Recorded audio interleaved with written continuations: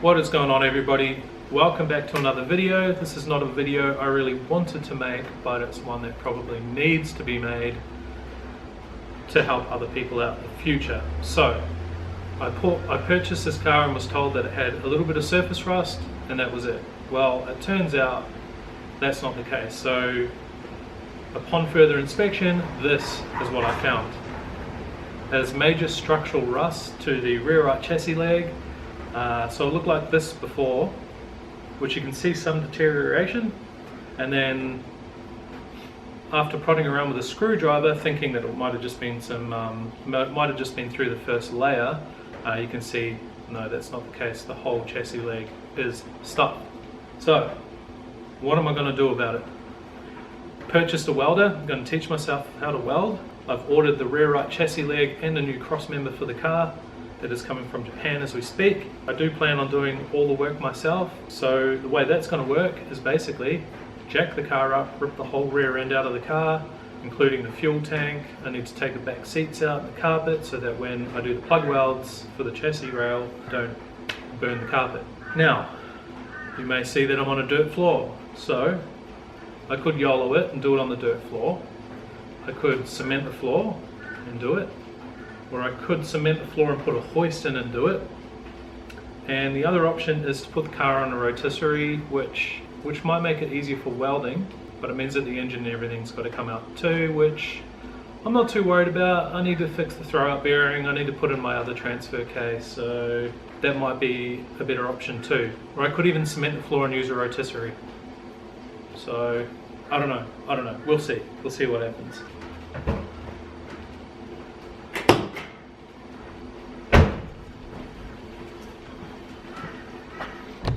Right, so starting from the outside of the car, basically I've given the car a full cut and polish.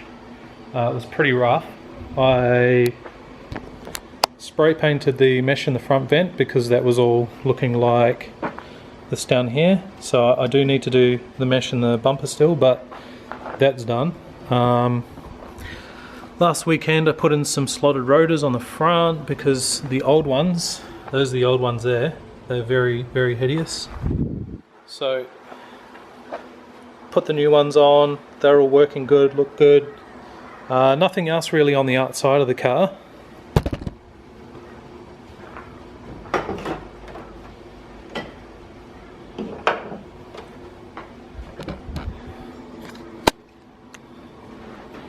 Right, so under the engine bay I've done quite a bit of stuff. So I've put in a new spark plug cover. It's got all titanium hardware on the engine, just all of the rocker cover bolts and timing belt cover bolts. Just little bits and pieces to get all the crappy old bolts out of there. I've got a few T-clamps. Need to get a few more. Got a new MAF sensor. The other one was alright, but I got this for like 70 bucks, which is really cheap, and I think it actually is working better than the original one. So that's good. I've put on the K&N Typhoon intake system, and then a GFB diverter valve down here, and you probably can't see it, but down through here is a Turbo Smart wastegate. I've replaced the idle air control valve, I've replaced the cam position sensor. What else have I done? I think there's more I've done. Oh, I've done put in a new serpentine belt, new pulley, new tensioner to do with that.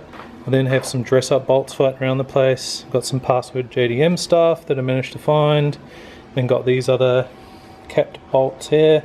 Also got new radiator stays, because the old ones look like that. Those are the old ones. Those are the new ones. I could have gone aluminium and all that, but I don't really care. And I think that's about it. I can't think of anything else that I've done. Right, so the next video is going to be pulling apart the exhaust manifold, turbo and all that. So I'm going to rip all of this out. The shitty old bolts and things, I don't know if you can see in there, but these bolts in here are so incredibly rusty. So the plan is I'm going to pull out the turbo, the exhaust manifold and all the other parts associated with that, clean them all up. I've got new titanium hardware coming in for that, so I'll swap that over. And I've got a bunch of new gaskets and yeah, I'll clean all that up and also inspect the turbo, and if I need to send the turbo off, I'll send that off to get fixed up. So yeah, we'll see what happens there. So thank you for watching. Make sure you like and subscribe so you can follow me while I fix this rear chassis rail, and I'll see you, or you'll see me in the next video.